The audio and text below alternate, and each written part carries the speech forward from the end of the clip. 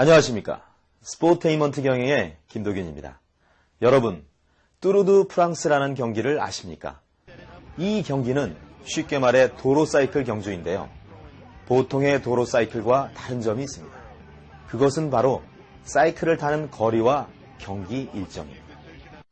뚜르드 프랑스는 23일 동안 3,547km라는 엄청난 거리를 달리는 경기인데요. 말하자면 거의 한 달 동안 자전거로 프랑스를 시계 방향으로 한 바퀴 도는 것이라고 보시면 됩니다. 생각해보면 참으로 재미없고 따분한 종목이 아닐 수 없는데요. 그도 그럴 것이 사람들이 스포츠를 보는 가장 큰 목적은 바로 승부입니다. 그래서 바쁜 현대인들은 짧은 시간 안에 승부가 나는 경기를 좋아할 수밖에 없죠.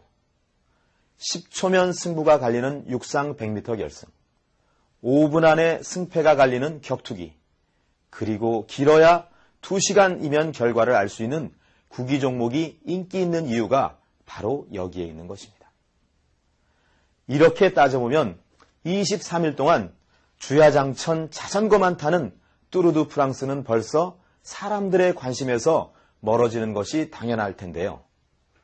그런데 뜻밖에도 뚜르드 프랑스는 전 세계 사람들의 많은 관심을 끄는 경기이고, 그러다 보니 기업과 미디어의 마케팅 전쟁도 엄청납니다.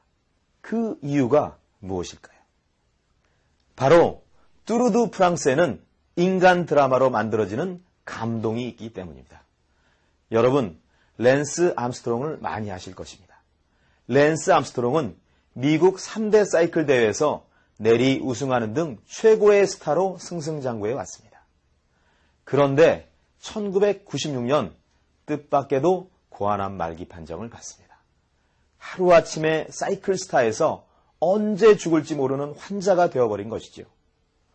하지만 암스트롱은 성공 확률 3%에 불과한 수술을 받고 그 후에도 치열한 재활을 거쳐 다시 사이클 선수로 복귀합니다. 그리고 놀랍게도 뚜르드 프랑스를 연속 7연패하는 금자탑을 쌓습니다. 뚜르드 프랑스의 영웅들은 또 있습니다. 1989년과 90년에 정상에 선 미국 선수인 그렉 르몬드라는 선수는 사냥을 하다가 오발 사고를 당했습니다. 산탄 총알이 온몸에 박혀버린 것이죠. 하지만 르몬드는 3년간의 치열한 투병 생활을 거쳐 다시 일어났고 1989년과 1990년 뚜르드 프랑스에서 우승을 했습니다. 이탈리아의 마르코 판타니 선수도 마찬가지입니다.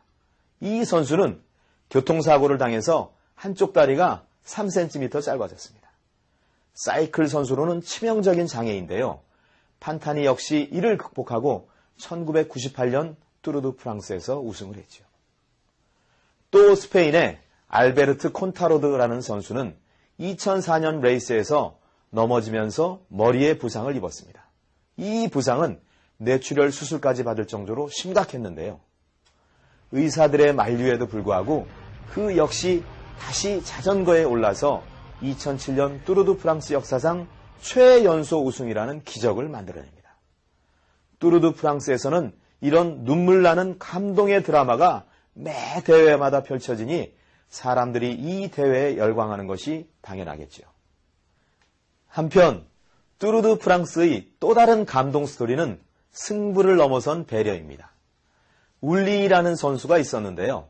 이 선수는 뚜르드 프랑스에서 준우승만 5차례나 했고 한 번도 우승을 하지 못했습니다. 바로 랜스 암스트롱 때문이었죠. 그런데 2003년 경기에서 울리에게 기회가 왔습니다.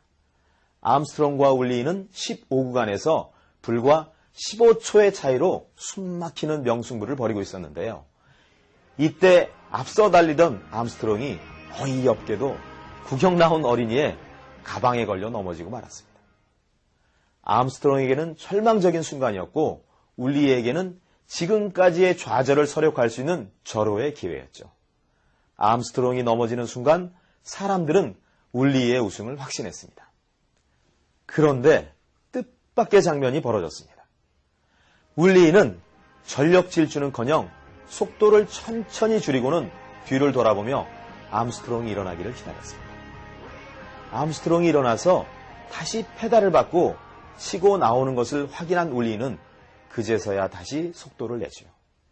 결국 이 대회에서 울리는 불과 61초 차이로 다시 암스트롱에게 우승의 영광을 내어주어야만 했는데요. 하지만 이 장면에 사람들은 깊은 감동을 받았습니다. 다음날 모든 매스컴은 일제히 위대한 멈춤, 신성한 양보라는 제목하에 울리의 스포츠맨십을 대서특필했습니다.